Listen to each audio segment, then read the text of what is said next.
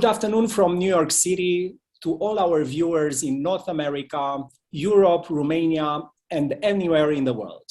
Thank you for watching. We're excited to resume our Feraru Conferences Online, one of our permanent programs named after the unsung founder of Romanian cultural diplomacy in the United States, with a conversation with two award-winning, brilliant translators, Gabi Reigh from the UK, the United Kingdom, and Cotter from the US, who are behind two exceptional literary projects, what I would call true editorial coups. Thanks to their perseverance, talent, patience, skill, two very important books in a perennial library of Romanian literature, and I'm thinking of Ciuleandra by Liviu Rebreanu, translated by Gabi Reigh for Cadmus Press, and Rakes of the Old Court, Crai de Curtea Veche, translated by Cotter for Northwestern University Press, are now available for the English-speaking world in all their splendor, literary splendor. I'm very, very happy to have you in the program. And I would start, before anything else, by congratulating you, Gabi and Sean, for this extraordinary achievement. Thank you very much. Thank you very Of course, obviously, we will talk about these books, but we will also talk about the status of the translator from Romanian in the English-speaking world, about the status of the translator as a cultural mediator and cultural promoter. We will also touch on subjects like the future of Romanian books in English, about what we can do to raise the appetite of British or American editors for Romanian authors, and what we can all do in order to increase the circulation of Romanian books, Romanian authors on this extraordinary competitive market. And I'm thinking of Britain, but of course of America as well. So Gabi, Sean, welcome to the program. Thank you. I would start by asking you why two classical books. You are very accomplished translators. You have translated a lot of important Romanian authors. I would say a who's who in the very best of Romanian literary world. And now you have chosen two classical books, two books that are very important in the history of Romanian literature, but are also books that are still widely read in Romania, but little known in the Western world. Why these books? Gabi, I would start with you. Okay, thanks. Well, all the books that I'm translating really are from that period. They're all from the interwar period. So I started, the first thing that I translated was Poems of Light by Lucian Blaga. And then after that, I realized that all the books I was interested in translating were actually from that period. So I decided to call the project Intervenom series. I'm kind of sort of committed to it, I suppose, in a way, to those books. So everything that I've translated has been Mihail Sebastian and now Liviu Rebreanu, and this year is going to be Max Blecker and Hortensia Papada-Pengescu. they're all from that period. And they are, I suppose that I used to live in Romania until the age of 12, as you put in the biography. And so, as I've said before, I remember certain books on my parents' or grandparents' bookshelves that I'd never read at the time, but which I understood to be the classics and I'd always wanted to read. So Right. I'm partly translating them because I'm interested in reading them for myself, and then also because I suppose I was quite surprised that some of them I hadn't found in translation to read in English, so I thought it would be nice for them to exist for other people that wanted to read. And there are quite a lot of Romanian there are quite a lot of Romanian people living abroad as well now, so it's that sense of the cultural heritage, I suppose, being accessible to them, to their children who might not speak Romanian, maybe to the people, their friends, who have Romanian friends who might be English speaking people in America or the UK. So it was partly for myself because I wanted to read them, and also because I wanted other people to have the option of reading them in English.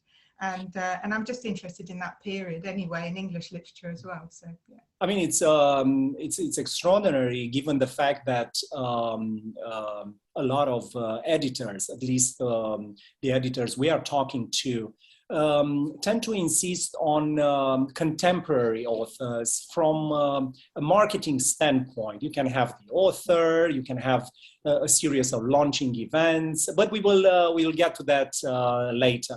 Sean, of course, I mean, you have translated important contemporary writers.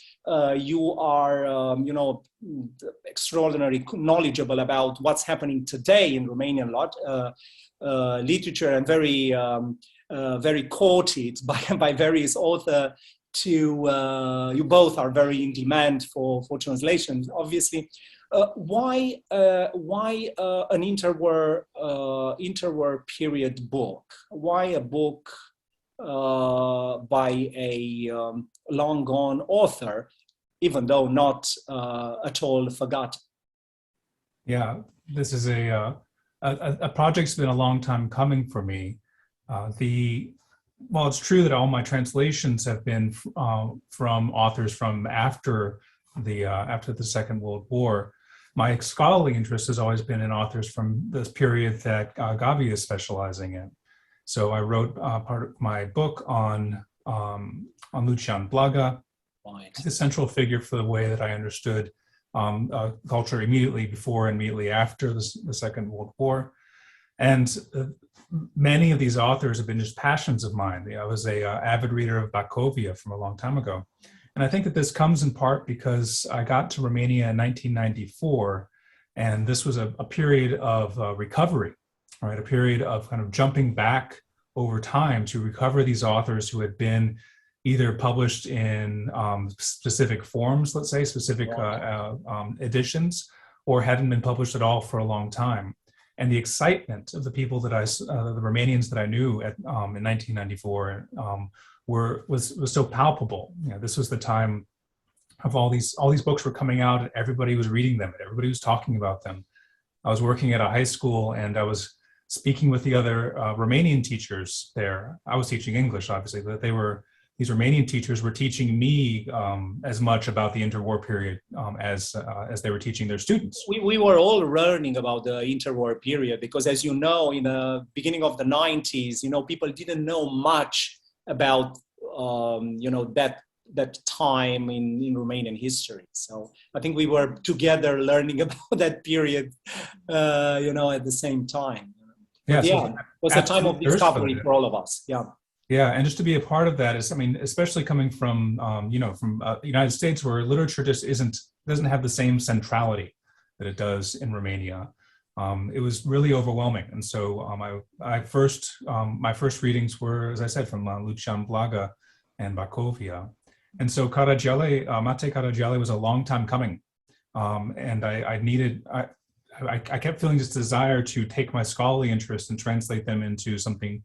Well, translate them into translation, to bring them into something creative. And what really got my interest going for Mateiu Caragiale was that people told me he was untranslatable. And so that I just took that as a challenge, and my ambition won out over my reluctance. I admire your work very much, Gabi and Sean. I mean, because you have chosen in your career very difficult authors. I mean, the originals are very different. These are very complex writers. Their prose is full of traps, for any translator. Tell us a little bit about the process of translating these books, in comparison to translating, for instance, a contemporary author. How does it work, in this respect? Gabi? I suppose I don't feel I've mostly translated contemporary poetry, apart from doing these other works from the interwar period. I don't know if I feel that it's hugely different, because I just think, I feel that whatever text that I'm reading, I'm just trying to, get inside the text, trying to get the tone and the language. In some ways, you can translate these texts in different ways anyway. So I suppose the register that I've chosen, maybe it is kind of slightly more old-fashioned. So I know that Philip Oculate, he also translated Women by Mihai Sebastian, but he took on a slightly different kind of tone or a different voice and so on. So there isn't, I suppose, one way of doing it, and I've become conscious by looking at other translation that perhaps I have unconsciously adopted the register that's more of a sort of 1920s, 1930s books that I've read in English as well. So, but apart from that, I think it's just the same as translating for me any other text, of just trying to understand what's going on, trying to kind of get a sense of the tone and the voice, and trying to create it into a readable and a text that's still retains some of the beauty of the original. So I know that Sean had a much more difficult job really with Caragiale, because there were lots of archaisms and lots of particular words that were very, like I said, almost untranslatable or very exotic or unusual. Yes, I think there were all the different writers that I've translated, like Rebreanu, Sebastian, Blecker, Hortensia Papadopoulou. They have different styles and they have different challenges, particularly Papadopoulou and Max Blecker, in terms of the length of their sentences and trying to readable text out of that. I think I have bored Sean with some of these long sentences as well. Not bored. Now this is one of the few times that we've actually talked face to face, but we've exchanged a lot of Facebook chats and emails trying to talk about Papadopoulou. I think that you're underselling the difficulty and the challenge of your project. Those are some of my favorite moments, by the way. I love talking over these sentences and trying to what the heck is she saying? You've been very generous, with your time and attention about all these things, and it has been fun, looking at your Cotteresque sentences as well, and just thinking, what have we started here? Why did we do this? Why are we doing this to ourselves? Yeah, exactly. It's overwhelming, not only to hear about these names, because I know, how they sound in Romania, how careful they were, to carve a style, and this is, even so evident in the case of Mateiu Caragiale, who is widely considered, one of the best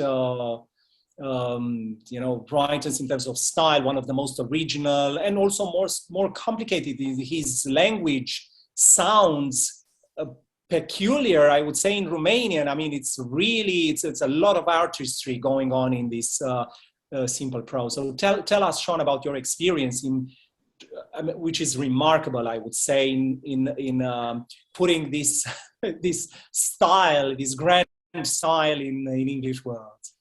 Yeah, thank you. It was more than one Romanian person has said to me when they heard that I was translating Mateiu Caragiale, they said, "Oh, are you going to translate him into Romanian? I've always wanted to read him." Yeah, so the Romanian text, I mean, the questions I ask of Mate are the same ones I ask of any text. Like, what does this book want to do? Why is this, what is the project of this book? And how can I align my translation with that project? And one of the things that stands out for me in Matei's novel is it's actually the words themselves. So the style is, of course, very ornate, and it's a lot of fun to translate in that voice. And I take inspiration from, as Gabi was saying, I take inspiration from authors from that period who also have a very ornate style. I'm thinking of Oscar Wilde, for example, is a very good one, and also Conan Doyle. Some of that same Edwardian tone was very useful in turning some corners in Mate translation. But mostly I was looking at what I thought of as the project of that novel was a way of showing how deeply imbricated all of Romanian language is in this complicated history of etymologies. And so the text is telling us a story that takes place in 1910, but it's constantly going backwards, constantly going into the roots of the language and showing us all of the corners, all of the hidden alleyways in Romanian. And above all, the thing that's important for Mate is not in the first place the Latin heritage, and not in the first place all the other languages around it, but really the Turkish roots. Those are the ones that come through very strongly for me. And so I was looking in my translation for a way to give some sense of that difference, of that complexity, of that, it's almost like a cosmopolitan etymology, right? That takes us into all these cultures. So that's what I was focusing on with that book. What about the themes and the characters? How do you feel that they are relevant to contemporary readers here in the English-speaking world, the United States or Britain? These are interwar period books. Of course, they were very well received and still widely read in Romania. But how are they relevant? What do you feel that what is their appeal, I would say, to a contemporary American or British reader? I don't think that, I think it's the same kind of appeal that any book has, I think, in terms of the ones that I've translated. I think, whether it's a book that's written in the interwar period, or whether it's Shakespeare or something talking about jealousy, and, people, I don't think that people ever think, that's, people don't feel like that anymore, or people don't love like that. I mean, obviously kind of the context around these things have changed, but the books I've looked at particularly, they're about, that Ciuleandra is about jealousy, about somebody getting to understand themselves and why they do the things that they do, and then class conflict as well. Yeah, obviously, yes, exactly. So some of that, some of the class conflict as well. Obviously, it's specific to the context of Romania and of the time, and I think that's something that is interesting, I think, sometimes to kind of to people in different countries as well. I think that there are parallels between those kind of class structures and other things that they would be able to recognize, particularly in Russia, or kind of a bit more of a feudal system. But there are questions there about about blood and roots, and exoticizing the rural world and that kind of thing, which I think that they're things that people have grappled in the West or in England. Yeah, the Farangas want to enhance the power of their blood, it's similar to the way that, we have these programs in English like Escape to the Country. So you have all these kind of city dwellers that are kind of idealizing the countryside and is rejuvenating powers and so there's always been that relationship between the countryside. I think it should work, and it's also I think it's a very powerful story. I mean, the story in itself, it's cinematic, it's full of tragedy, mystery, all these characters. I think it's it's quite obvious why it's still enjoyed by so many readers, and hopefully much more in in English, thanks to your excellent translation. What about the Rakes? I mean, they are a very, very peculiar bunch of people, right? They do a lot of a lot of stuff, you know, is going on there. Stuff is a great word. Yeah. Yeah. What? Yeah. Because I can't think of something better. But definitely.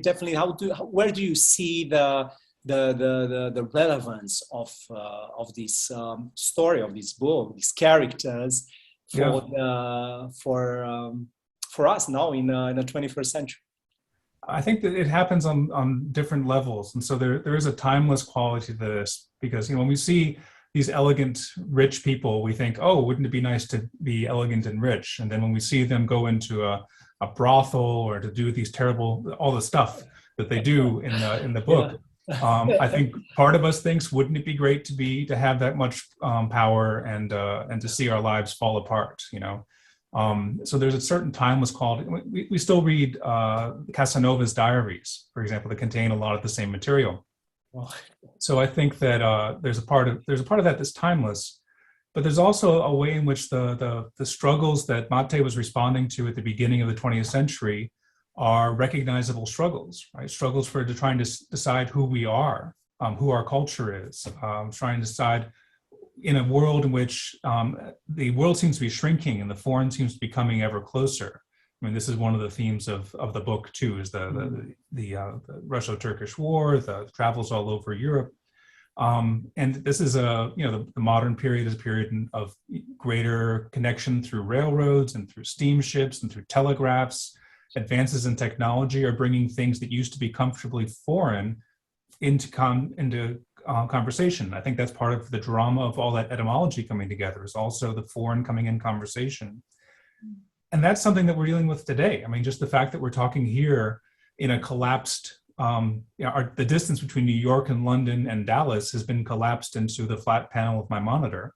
And so in that sense, we're still in the modern period. This is still our period. And so what Matei is dealing with is something that we can resonate with as well. Yeah, and also there is a lot going on, not only in terms of the staff, but also these characters are so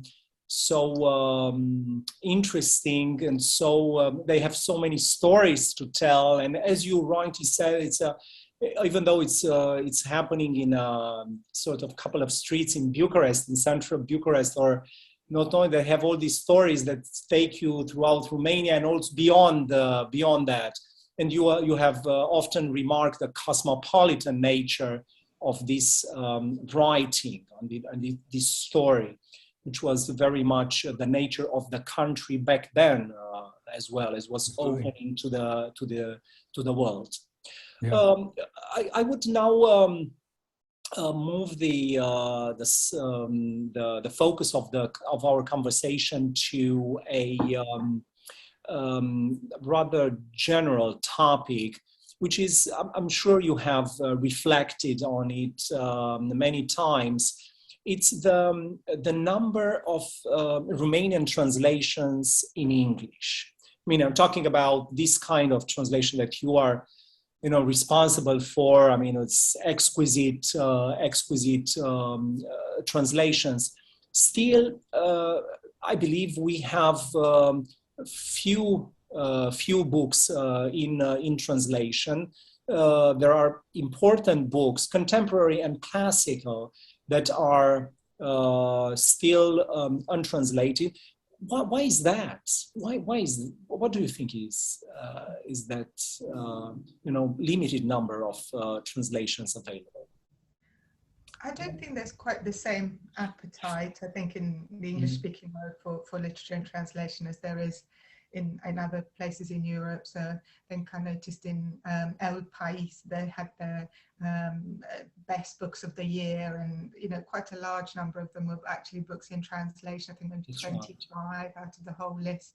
And then if I think about newspapers in the UK that have their books of the year, you normally see 1 or 2 books in translation overall. So so there aren't full stop, not just Romanian translations, but translations that and when people say that there are more translations on the market or more being sold, I think they tend to focus particularly on one particular author. So it might be Elena Ferrante, or it might be particular genre like Scandinois. I think that's probably unless there's a country that becomes somehow fashionable because there's some terrible conflict going on there, then the interest in that country spikes, and then so there are people more interested in their translation. Otherwise, we have lots of competitions from other more languages, more minor languages, I suppose, and I think overall there's still more interest in French literature than anything else, because people know about the classics in France, and they consider that as well as something that is almost like a duty to to read Proust or to read Molière, and people will have a greater knowledge of German literature. So again, that's to do with the fact that they might have read the classics. So perhaps it's that's the reason why there are more books in translation, from France, Germany, Spain, as well as the fact that those are still the languages that are being studied in school as well. So, right. That's my interpretation. Yeah. Thank you, Sean. I see things in a similar way. I mean, part of the problem is not particular to Romania. The problem is reading literature from other languages. And we tend to translate from languages that you study, that you have experience with. And so that's why we have more translations from Spanish and French into English than we do other languages. But that part's kind of beyond our control, but the things that are within our control are some of the very important initiatives from the Romanian Cultural Institute. A day like today, when we're talking about translation, is a very important thing to do. Subventions for the publishers to make it easy for them to do this work, also very important. There was at one time a training program that was held at Mogoșoaia that was a very important way of generating new translators. And I'll plug my own program here at the University of Texas at Dallas, where you can have 5 years of support to learn how to translate Romanian literature if you want to, in the context of a doctorate, right? So these types of things we can keep working at. One of the biggest pleasures of the past year has been to see the translators coming together in a network over Facebook. As I already mentioned, Gabi and I are in connection there, and there's probably about 40 people on this list.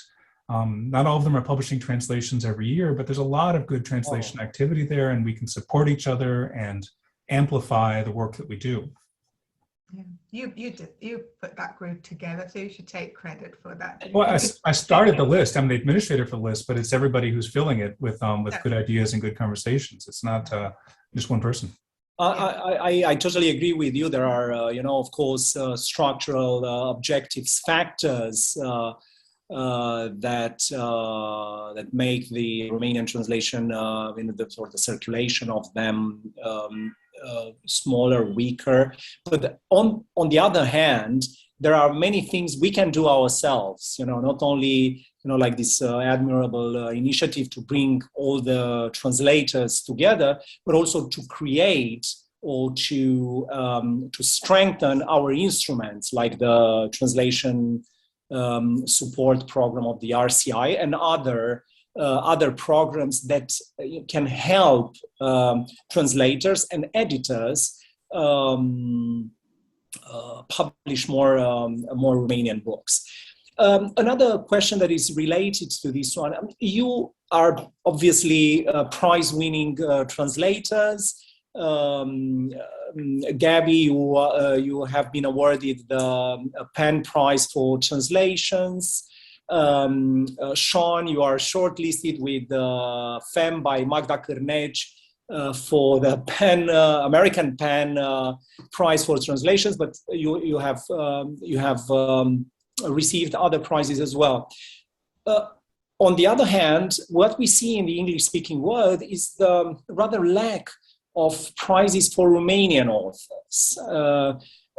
So the translations are acknowledged, and of course it's very important for the books. But I see that the Romanian authors don't receive much prizes, or is it only my impression? What do you think about it? I think there's in England they tend to have more prizes for general kind of books in translation. So then some of them might be Romanian books, or it might be books from other languages. There is just trying to remember now. There's a book by a kind of European. So there's a prize by a European bank, and that's gives a prize to a translator and a book. And a writer, and it tends to be from from Romania, Turkey, Eastern Europe as well. I can't remember. Do you remember what that's called, Sean? It's, European Bank of Development, isn't that it? Yeah, I can't remember. It's the one that so Josephina. European Bank of the Words, of the nice words. Josephina translation from Romanian was shortlisted for that. So that's the only one that I can remember Mr. K released. So that's the only one that I think that it kind of actually gives a prize to the writer as well as the translator. Yeah, because I'm thinking in England, or in France, or in Spain, or in Italy, Romanian authors have received very, very prestigious prizes, not only for the translation, it's not only for the book, but for them, for the authors themselves. And I've always been struck by this discrepancy, I would say, between what they not only in terms of the number of the translations and the circulation, but also the prizes, because in the English-speaking world there are very important prizes, and my heart is aching when I see that no Romanian authors, no Romanian author can get them. But also, I'm so happy when I see that the translations are so well rewarded. What's it like in America, Sean? What's it like? Yeah. For prizes. Yeah, for the prizes, because it's the same situation in the United States, right? Yeah. I think with the competition, the good news and the bad news for Romanian literature is that it's in competition with world literature. And that there's not, as Gabi was saying before, if there's a special external reason, then a particular country might gain notoriety. So, for example, right now, all my friends are reading works from Ukrainian writers, right? And in that sense, I hope that Romanian doesn't become fashionable in the near future. Of course, yeah. But in general, the competition for somebody like Cartarescu, or Pavlescu, or anybody that we want to mention, the competition is Krasnohorkai, the competition is Ferrante, right? So that's the field in which people read literature. They're not necessarily reading things for particular countries. They're reading things. They're reading just world literature in general. Mm-hmm. I would like to see, obviously, that this. All I do all day is try to write the best translations I can, so that these authors can win more prizes and talk about them, right?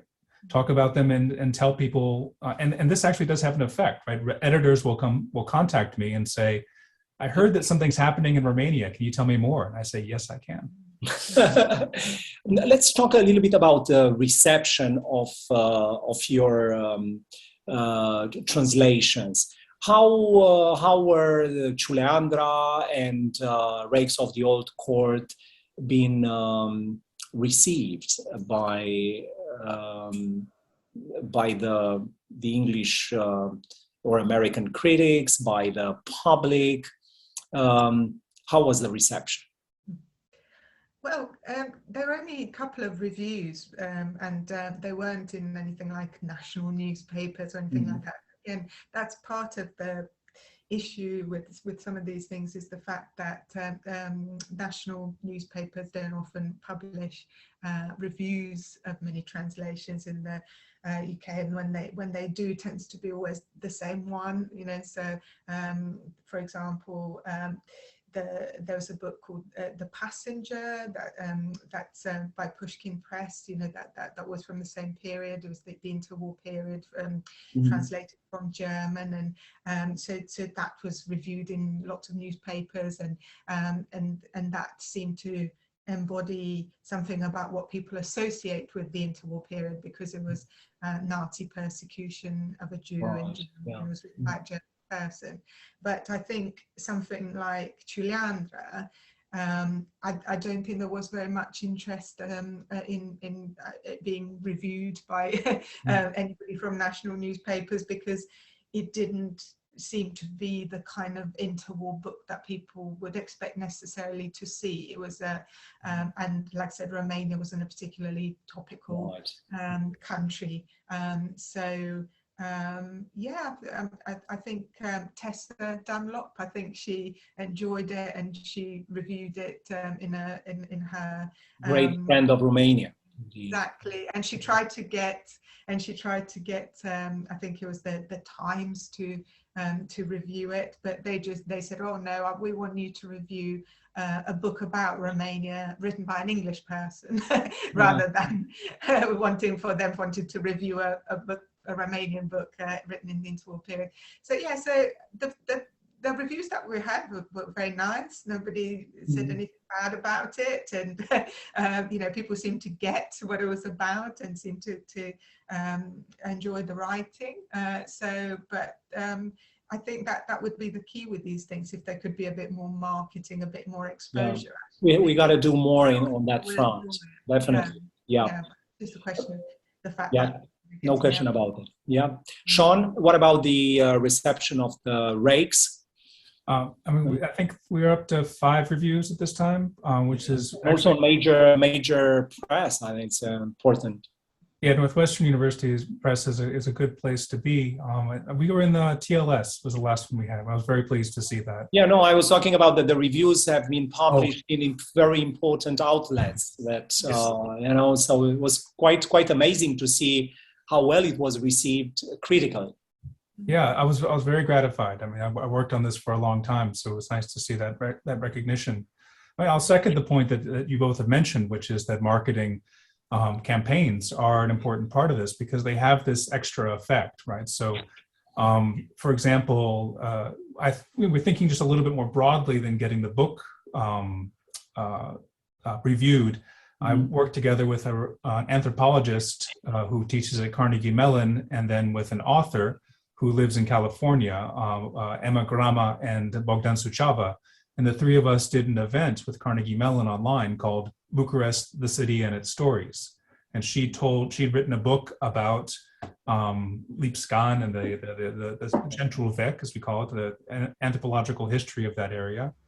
I had done this translation of a book set in the same place. And Bogdan Suceava had written a novel in which a character literally has a map of Bucharest as a birthmark on his chest, and was talking about the same place. And so we were able to bring these 3 things together, and I think a very unusual event that combined 3 different reading publics and got a lot of interest in the book. Yeah, we were very happy to recommend the event ourselves. Yeah, trying to support any effort that can make the Romanian books more visible. It's probably what we do right now with these books. But from your experience, you know, you haven't translated several books from the interwar period, older, newer. Is there? I mean, every literature has its themes, obsessions, topics. Obviously, a certain language. Is there something? Is there an incompatibility or something like something similar between, you know, what the Romanian authors want to write about and what the English or American readers want to read? Is there an incompatibility there, or I don't know? Is for even books that are very modern, and very successful in Romania, tend to be somehow overlooked abroad. I don't think it's necessarily that there's incompatibility like that. And I think the ones from I think the ones from the interwar period, particularly some of the ones I've translated, I can see quite a lot of similarities between those books and books that are written in English or books written in other languages. So Max Blecher, for example, people have compared him a little bit with Kafka or Thomas Mann because of the subject matter. So there's nothing necessarily about the books themselves that wouldn't be something that an English-speaking audience would enjoy. I just think that the fact that they probably will never hear about them so, unless they're recommended to them by a friend or word of mouth. So, Sean? Yeah, I think that I don't think there's a fundamental incompatibility at all.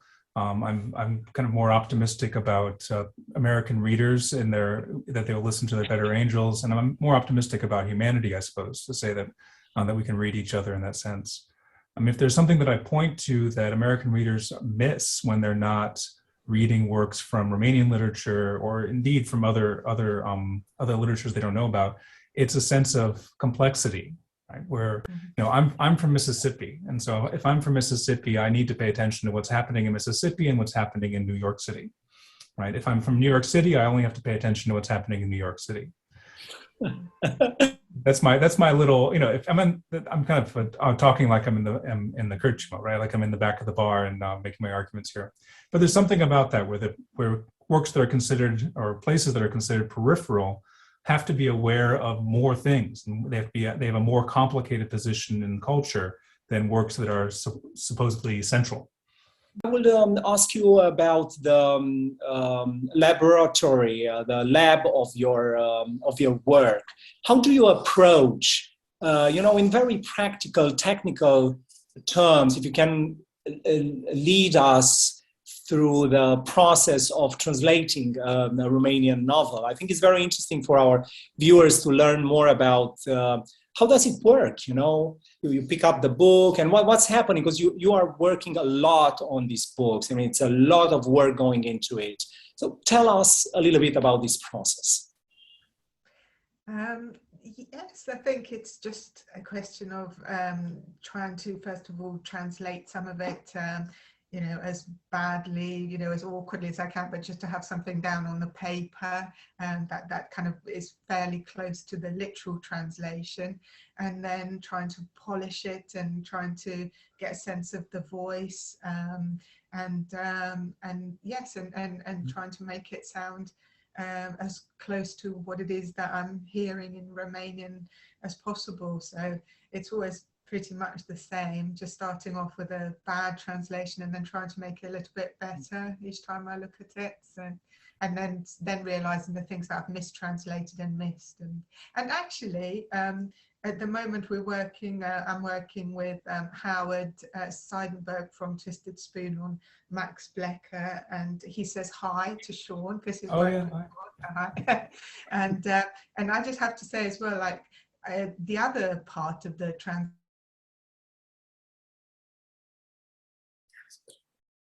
I should say, is kind of the editing as well. And Howard, at the moment, I was just so impressed by how thoroughly he's looked at this text and compared the different versions of the Sasha Panna, and so he's just added so much to it really, and kind of made it better as well. So that's the other stage of the translation, I think, is the working with the editor and sort of how long does it take to translate a book like Ciuleandra, for instance? So just to translate it just on its own, probably depending on what else is going on in my life and my work, is probably close to a year, I guess. Yeah, a few months. Yeah. So for until the first draft, and then the work with the editors. Yeah, it's 9 months to a year, I would say. Yeah. Right. Sean, what about you? How does it work for you? This is a chocolate bar, and these are essential to my my translation process. So yeah, I do. It's something I think the translators fall into one of two camps. Either they do a very conservative version and then try to loosen up over the successive drafts, or they do a very loose version and try to bring it back in. For Caragiale, for Mate, I had to, I'm generally the kind of loose and then bring it back in type of translator, but with him, I couldn't be loose because the puzzles were too many. I went very, very slowly through the first couple of drafts. And then once I got something together, as Gabi was saying, whatever the bad looking thing is, at least you have something. Then I started my research, reading other texts that I've already mentioned as a way to kind of get a sense of what English style might work for this. So English is always my problem. I mean, Romanian is also a problem, but English is a bigger problem. And then I would go back and I would look, I did a lot of work for this translation with the Oxford English Dictionary, which is this amazing historical dictionary. Hugh Kenrick says it's the epic poem of the 19th century. That because these entries go and they have so much history and so many layers of meaning that you can see in all the examples they've accumulated for these words. It's like reading a poem when you read one of these dictionary entries. You read the whole history of English there. So I did a lot of work with that. And then I want to just mention one thing that I haven't talked about very much, which is that my parents read this. And my parents had a real passion for this project in particular. And we spent a couple of dinners together where they went over it line by line. They were, my father's a priest and my mom was a German professor. And so they have kind of this exegetical skill that they brought to the text. And they just ask me questions. They say, Sean, here you use the word grum. What does grum mean? I say, well, it means the same thing as glum. And they would just look at me and say, okay, we'll change it to glum. Yeah, that's clear. But do you share? I mean, do you share your drafts with peers, with friends? I mean, I'm obviously with the family. I mean, it's amazing. It's amazing story to be able to share it with your family. But what about the peers? What about how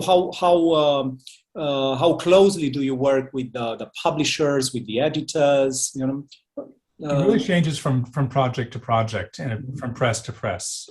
Some presses, I can have very good personal relations and then not get very much editing support, and then I can have terrible relationships with the administrators of the press, but the editors are fantastic. Anne Gendler was the editor for Mate, and she was exceptionally adventurous. She was willing to go along with me on all the weird things I wanted to do with the English.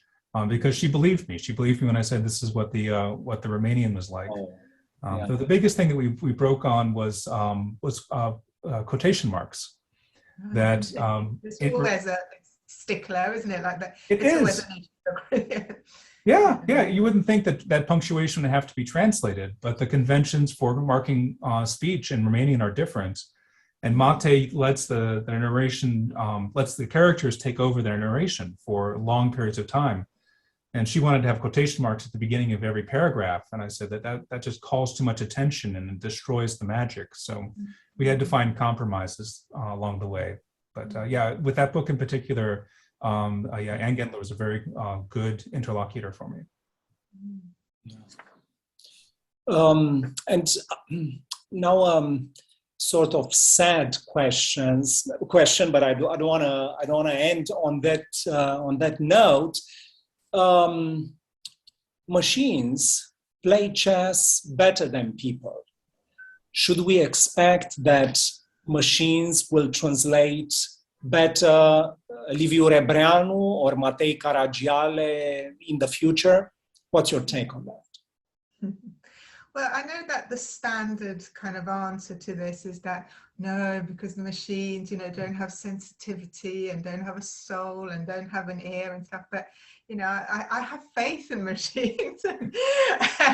And people ask me this question as well when it comes to teach, because I'm a teacher as well. And they say, aren't you worried that machines are going to take over from teaching? So I think, if they can do it, if they can do a good job of teaching or a good job of translating, then I can be like Sean, just eat chocolate and watch TV and enjoy the being served by machines and stuff. That doesn't seem to me like a dystopia, but I know that it's more than just kind of like a technical thing, isn't it? It is to do with with hearing a particular voice is to do with an interpretation, is to do with being a reader, not just a translator. So, but that doesn't mean that machines can't do it, but it is to do with those aspects, I think. What about you, Sean? I'm sad. The thing that makes me sad is that Gabi's come away with this thinking that all I do is eat chocolate all day. I was going to say drink wine, but it's too early. Yeah, I mean, chess is such an easy game, right? I mean, it's an unfair comparison. Literature is such a harder game. Even when I think about, I have thought about. I mean, I think about chess. I play chess a lot. I have a passion for the game. And what I think is similar in the two things is the level of attention that you play. Right? Chess is, we say you don't concentrate in order to play chess. You play chess in order to concentrate. And sometimes I translate. So many possibilities, so many choices, right? It's just a relief not to have to think about everything else that's going on in the world and just think about a chessboard. And sometimes that's the way translation is for me as well. That there's a sense of peace in the complexity and getting kind of lost in the complexities of translation that I value. If a computer gets lost in the complexities of translation, we say it's broken, right? We say that it's got a bug or it's in a loop. It's not doing it right. Right. So, I mean, I think that we're closer, much closer to kind of workable halfway translations than we used to be.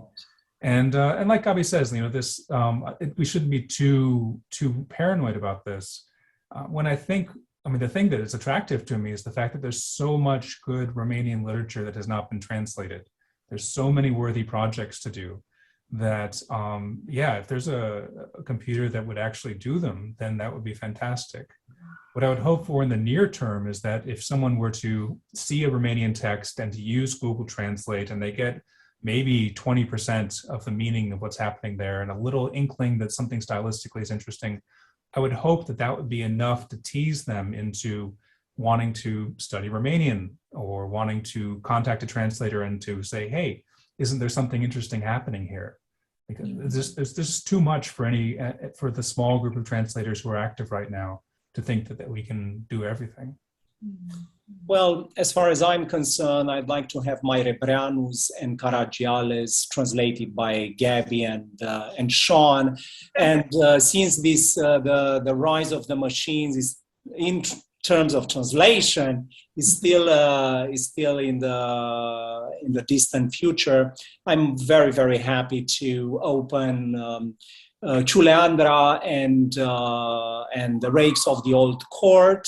These amazing books, these true classics with your names on the front page. Thank you very much for sharing this afternoon. We see we are in New York, but we are interested in in the wider geography, not only in what's happening on the 3rd with 38, where the Romanian Cultural Institute is located. Thank you for sharing this afternoon with us. Congratulations once more for this fantastic achievements, and good luck with the future translations that I'm sure you are working on, and we can't wait to present here at the Romanian Cultural Institute at the Feraru Conferences Online series.